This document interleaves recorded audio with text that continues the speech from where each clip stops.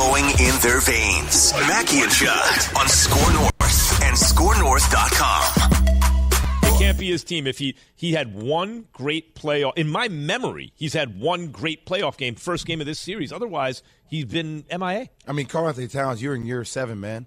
Like, why are you even making those fouls in game 2? And last night was embarrassing for Cat. When you take 4 shots, Key, as a dude that signed a rookie max extension for $158 million, 4 shots on 8 points, you have the same amount of fouls as you do rebounds, Key.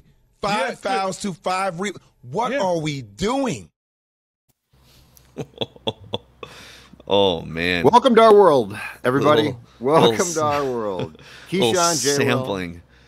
Jesus. Little sampling there of what the national media is. And by the way, I don't know if how late you guys stayed up last night, but old Macadac went down to the hotel snack bar, grabbed a couple little snacks and another thing of wine to wind down for the night. And I caught so after the late game was over, the TNT crew went back to the highlights. So this is almost 1 o'clock in the morning Central Time. And Charles Barkley, and I don't know if there's clips of it because it happened, in the middle of the night. Right. Charles Barkley just eviscerated Karl-Anthony Towns again. Just like they wound up giving him, they usually give him all right, here's a minute of Chuck, and they gave the infinity sign and said, Chuck, the floor is yours. And Shaq said, I am giving my time to you. And Chuck just absolutely eviscerated Towns. So that's what the national talking heads are saying this morning and late last night about that Timberwolves and Cat performance. And it's hard-earned, well-deserved. Congratulations, Wolves. Like, they do everything that they get. And by the way, the saddest thing, but this is so us, is today, from the games last night, the Timberwolves will be, and Cat in particular, the main talking point nationally. And they deserve it. It was gutless. It was heartless. It was disgusting. It was everything that you could possibly go through. And I'll say what I said on our post-game vent line last night. I feel for the fans. Those fans showed up, man. They showed up, and they gave the Wolves a home court advantage, and the Wolves proceeded to pee down their pant leg, led by their supposed star. Like, I feel bad for you. You didn't deserve that, fans. Yeah, I woke up this morning, and this is I'm definitely the most of all the Minnesota sports teams. Like, I can keep an emotional distance from most of them. For whatever reason, I've always had a soft spot, as you guys know, for the Timberwolves. And I think it's not that I thought they were going to steamroll through the rest of the series. I mean, Declan had Wolves in 4. Are you still Wolves in 6? Are you Wolves in 6? No? You're Memphis in 5? I am out on this collection of Timberwolves. But I woke up this morning still just as mad, and I'll even use the word apoplectic. Like, I felt this morning waking up how Stephen A. Smith feels all the time. Like you ever turn on First Take, you're flipping through channels, and Stephen A. is just using big words condescendingly about the New York Knicks. This is an unmitigated disaster. This is like I felt like Stephen A. Smith felt waking up this morning, just and I woke up to 4 text messages early in the morning from friends who are Wolves fans, confused the same way. I don't know how you process what happened last night, A, and B, how do you even get up for Game 4? As a fan. As a player, I get that it's your job as a player. You're being paid millions of dollars, and you're going to go back into the ring, and you're going to fight, and you're going to punch. But, Memphis owns your soul after that game. And you got John Morant clowning the Wolves, retweeting things when he gets back to his hotel room last night. I don't even know what you do after that game as a fan or as a player. There's still a ton of series left, but, what are you supposed to do after that? I have no idea what fans do. I do know that the Wolves, I think now are very close to having to make a very, very big decision about the direction of this team, which, clearly can be led by Ant. But as we discussed last night, I mean, the stunts that Karl-Anthony Towns is pulling in the most important games, they're not small drop-offs. They're not things that look, as Christian Ponder and Les Frazier used to say, easily correctable. They are things that look like massive problems. So I think the bigger question, one is I don't know what, I think you need to do what is between you and God for Game 4. I think for like me, I need to handle my business the way that I you need to. Exactly right. I think you need to do what you need to. I don't even want to. And you might want to keep it to yourself. I don't even know, but I think it's a great question. What is this team going to do as a franchise? Yeah. Like this stuff with Cat is one. Now it's not a blip. It's 4 years back. He disappeared for huge chunks against the Rockets. Yeah. I looked it up last night. The first 2 games against the Rockets, he no-showed. And then he actually came back in the next 3 and scored some points. He wasn't great, but he scored some points. And then in the playing game, he disappeared completely. And in Game 1, he came back and played well. And in Games 2 and 3, he is now again. And last night, and here's the thing. So here's where I think you actually have a decision, though, beyond the box score. I think where you have a decision is the Clippers playing game, and last night in particular, he melts down so badly and in such a childish fashion that it is flat out not professional. Like, it's not doable. Like, if I was an executive or I owned a team, I can't do that. I can't watch that. Like, it's one thing if you're going to struggle and you're going to do it like a man. But if you're going to turn into a 12-year-old kid, and by the way, now you're not young. Like, it's not like he's 20, 21, which is what we told the TNT guys back after the Rocket series. But at his age now, I can't do this. Like, I can't watch this and be like, I'll just come back next year. Not going to change. Yeah, no, I think we can incorporate just like a smattering of Feedback Friday here too, which is usually what we do the whole show on Fridays. But I had a lot of people last night, social media, email, the feedback through the Score North app, still saying like, you got to be kidding me with this Cat trade talk. You guys are way ahead of this. Like, this is, it's ridiculous to talk about trading Karl-Anthony Towns. Well, correct me if I'm wrong, but I think you have to make a decision on a super max contract this offseason. And if he makes the All NBA, let's say second team or something, yes, then he gets even more money. Yep. So I guess, well, can we fire up a pie chart of blame here? Because some of the things I'm going to say are going to be, I think, applicable to the pie chart of blame. I woke up and just threw a pie in the oven, just piping hot right now. Called pissed off pie. Yeah. Yes. And now on Mackey and Judd. This chart makes it as clear as I can to you. The pie chart of blame. You want to blame somebody? So this pie chart of blame is presented by our friends at Federated Mutual Insurance Company. They're all about risk management, helping businesses become as successful as they can be. They're partners with the Timberwolves. I'm not sure if I would be waving that flag high this morning, but they've had a long time partnership with the Timberwolves and Score North, and we love them. They're here to help businesses maximize their success. You can find a full list of industries Federated works in at federatedinsurance.com, where it's our business to protect yours. All right, boys, 4 slices of pie, and we're going to start from the bottom real quick and work our way up. There's 2 sort of small slices and then 2 chunks. Let's start with 10% to D'Angelo Russell. And I know what people are going to say. Well, what do you mean he woke up last night? In fact, he single-handedly, I think, he was the only guy awake in the third quarter at points while the Timberwolves were trying to build that lead back up. I mean, he was instrumental in doing that, right? And that's fine. That's why he's getting only 10% and not like 40 or 50%. He did not score in the fourth quarter. I don't know how you can watch Memphis go on a 21-0 run, 16-0 off the top of the fourth quarter. And I don't think he was in the game for all of those points, but he did not score in the fourth quarter. Now, to his credit, he was going up and down the first time Memphis tried to chip away in the second quarter when they dwindled a 26-point lead down to 7. D'Lo was going, and maybe you have some thoughts on this because you were sitting courtside, Judd, in press row. D'Lo was going up and down the bench at one point during a timeout huddle because guys were having little side conversations and not paying full attention, and he was saying, hey, this is when they were up by 25 points, and he was saying, hey, focus, lock this in. So I do credit D'Lo for being the, hey, let's focus guy. But obviously when you don't show up in the fourth quarter when your team needs you and you're melting down and you're one of the leaders of this team, you got to get dinged. It's crunch time. Fourth quarter stats for D'Angelo Russell: 8:50 played, 0 for 3 from the field, 0 for 2 on threes, 1 assist, and a plus minus 12. So, yeah, it was a non-factor in fourth quarter. Yep, and that's a problem. Yep. All right, I'm actually going to give 10% to Malik Beasley. This might be kind of a drive-by, but when Memphis was going on runs last night, the Wolves' offense frequently just devolved into Malik Beasley chucking threes. And also, he just generally plays very little defense, and last night it was even worse. But it's like, guy, have a little self-awareness sometimes.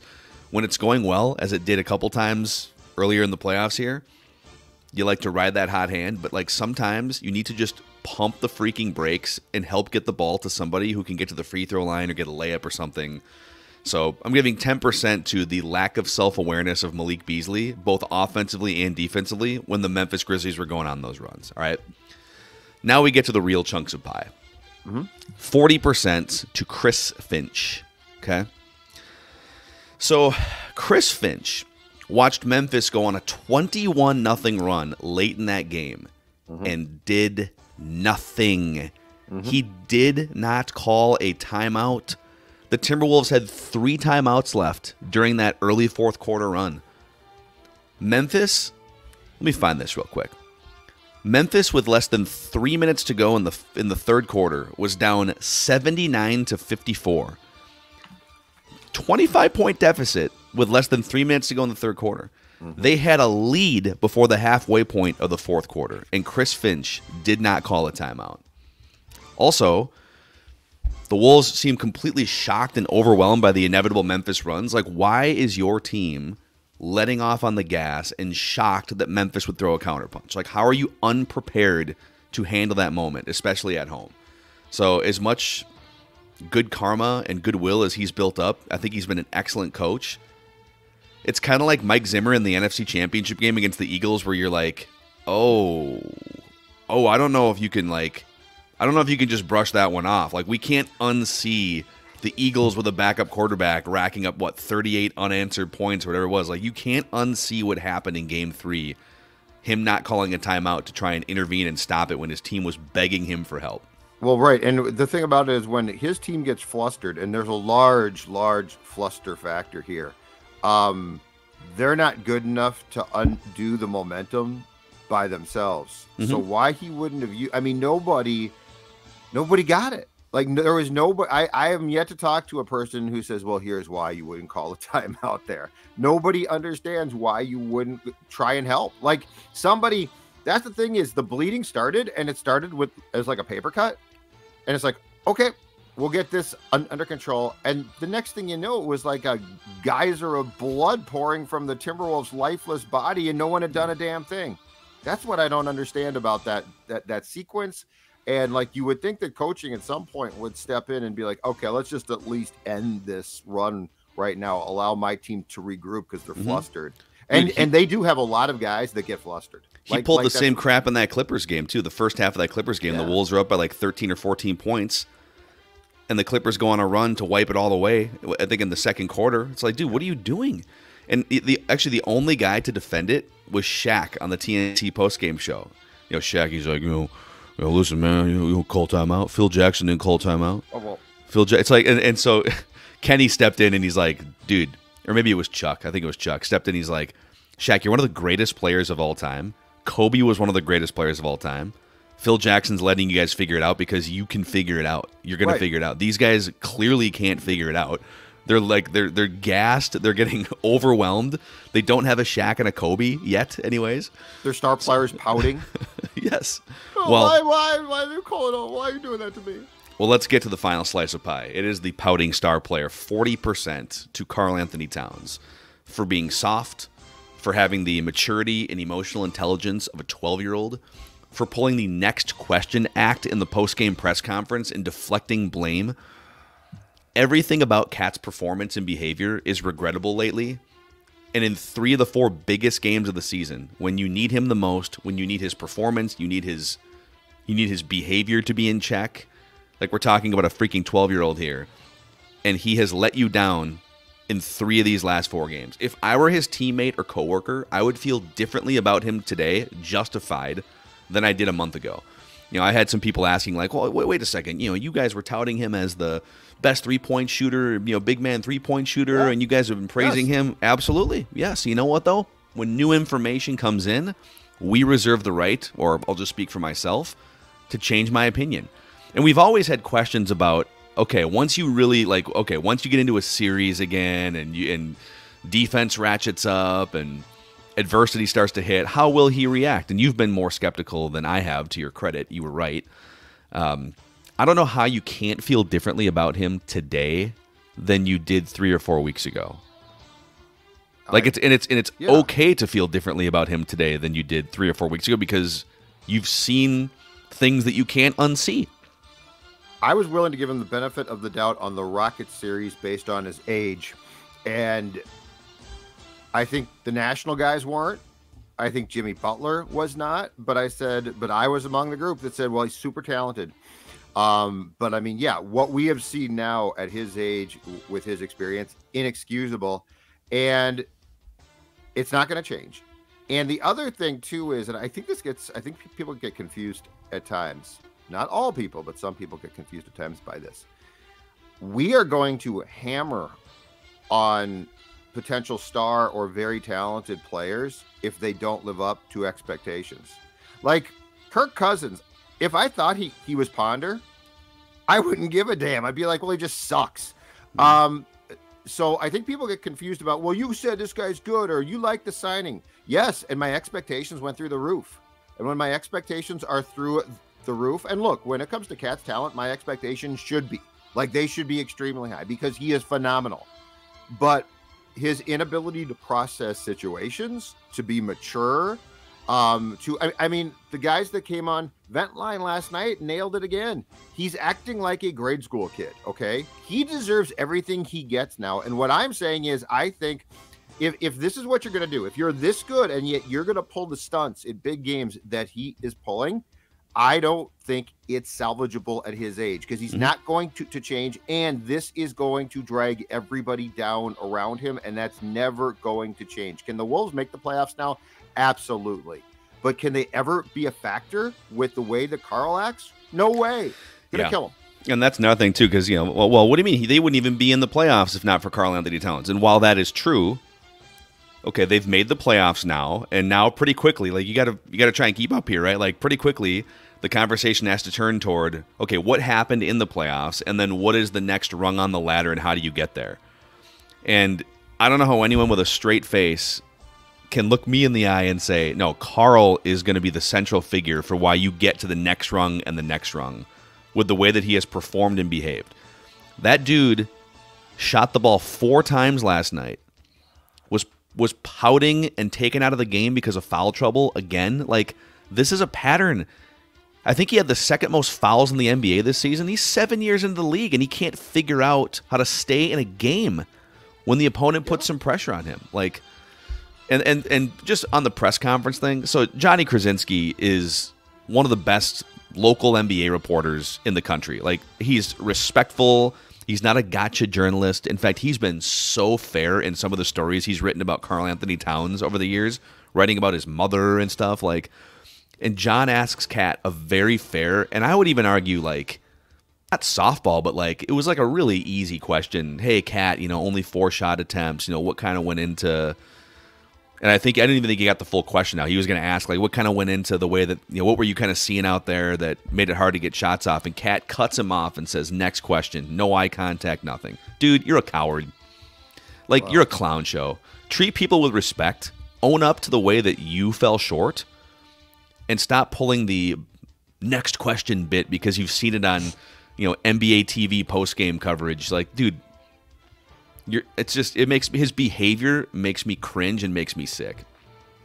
Yeah, it's gutless. Like, that's the problem is when the moment gets big, it's gutless. It's completely, it's the anti-Ant. An Ant is 20. And that's the problem. And Ant missed a couple big free throws too, but like, again, he did. But what does Ant say when things go wrong? Ant says and still keeps his personality about him. He doesn't become a pouting, sniveling child.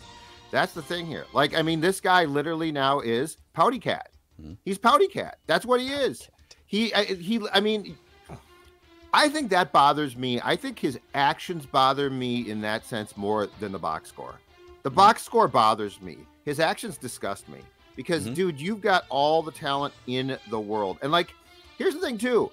If Cat is so observational of, like, stars and, like, what guys do and the press conference stunts, does he realize that championship star players are wired to be the complete polar opposite of how he's acting?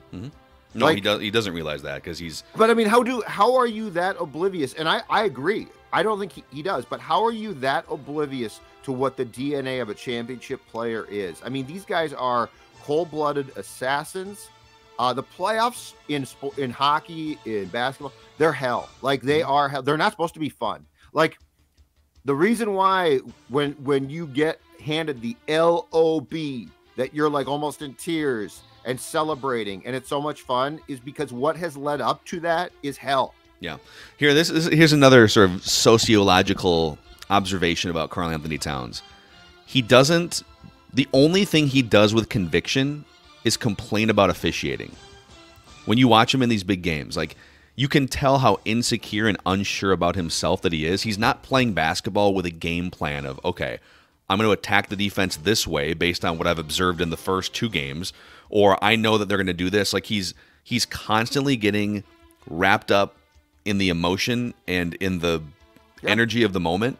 He's totally unable to put, as our, sports psychology friend George Mumford once said, he can't put any space between what's happening and his reaction to it.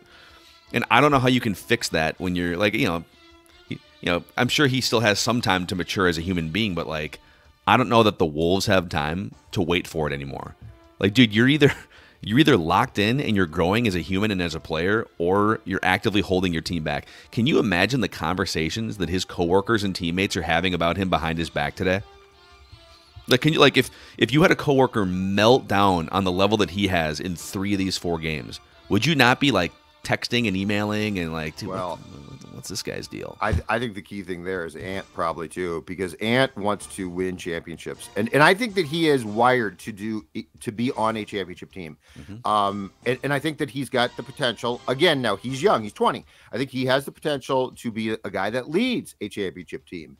And if I saw what we have seen in the Clippers game and then again last night, if I'm Ant, I'm asking myself a lot of questions about if this is a place I want to be long-term partnered with a guy. And the worst part is there are times, of course, as we've all seen in the season, where Karl-Anthony Towns looks like he is 100% a championship player. So that's the scary thing, because now, like, you're looking behind the curtain and it is ugly. And if I'm Ant, that concerns me, and if I'm the Wolves, it concerns me that I know Ant is concerned about. Yeah, and I would be more worried about Cat's insecure and childish demeanor and behavior shipwrecking this and rubbing off on Anthony Edwards over the next couple of years. Like, I would be more worried about that and then putting a glass ceiling on Anthony Edwards' development than I would be about trading Cat and getting being regretting it.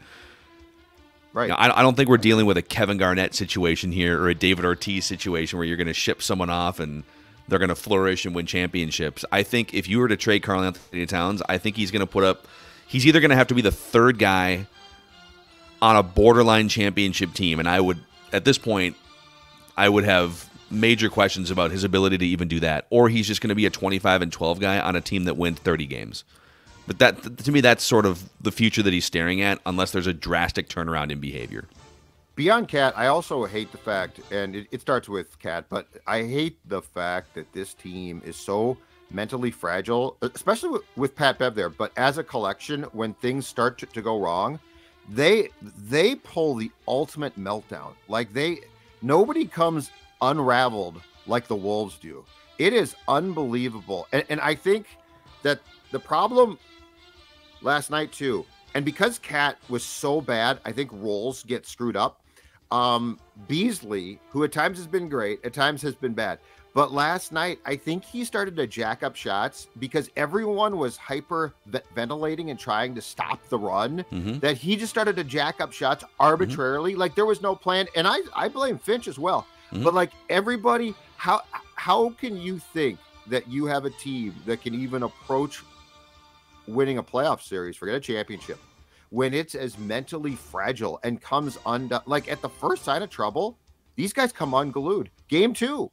I mean, I understand you lost game 2, and I really don't have a big problem with that. But to go back to what I said that night, I have a major problem with how you lost. You got your drawers blown off. And then when the shoe was on the other foot last night and you had your chance, and you had every chance to put Memphis to bed, like you could have won by 30.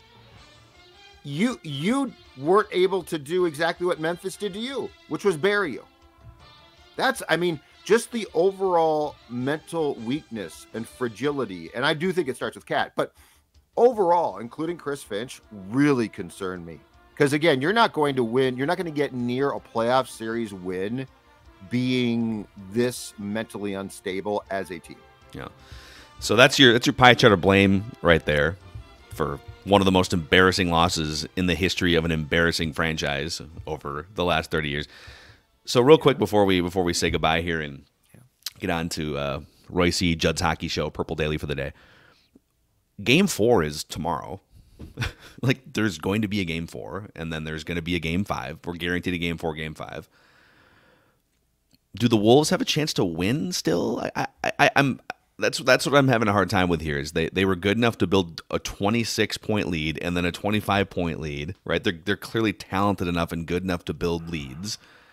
I just don't know how you come back from this. It feels like Memphis in 5 at this point, and even if the Wolves steal a game, we can't unsee what we saw. So I'm just like mentally having a hard time figuring out what's going to happen here. And they're going to take today off. I want to go tomorrow because I feel like a sports coroner and I have to go examine the body because I don't know. It's a really good question. Like I have no idea.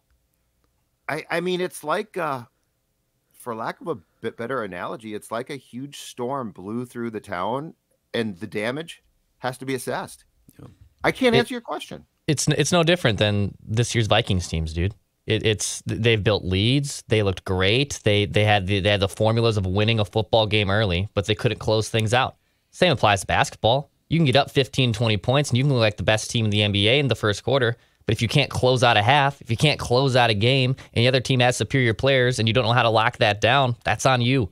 I'm out. I don't think maybe they can steal one more, but the glass half full of like, well, we had 2 20-point leads. Yeah, and you blew them. Both of them. I'm out. But are they going to come back mad? Are they going to come back defeated? I mean, I just have no idea. I'm so interested in the mental state of the entire team, not really Karl. But Karl is the central figure for what's going to happen the rest of the series, and I don't think he has a 0 dark 30 gear. I don't think he has a gear where he kind of did it in game 1, but I don't think it's a consistent thing. It is work for him to avoid getting flustered. He has to actively work to avoid getting flustered, and you can't keep that up. It has to be a natural part of your behavior and personality, where you just listen. I lock it in, I block out external factors, and I go to work.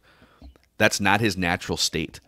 So even though he can fake it for a game or two, man, we'll see. We'll see. Maybe maybe I'll look like a total idiot when they come back and win the series in 6 games or something. But scalpel. I got to examine the Wolves' body. I don't know what's going to slice until I do. I don't know. We got to look at the brain. Oh man! All right. Well, that was fairly therapeutic. If you guys missed Wolves Vent Line, it was 90 minutes. We brought a bunch of sad, angry, depressed Timberwolves fans, and you can check that out on the Mackey and Judd podcast feed or the Score North YouTube channel. Please click subscribe and the like button so we can spread the word about these therapy sessions. We'll see you guys.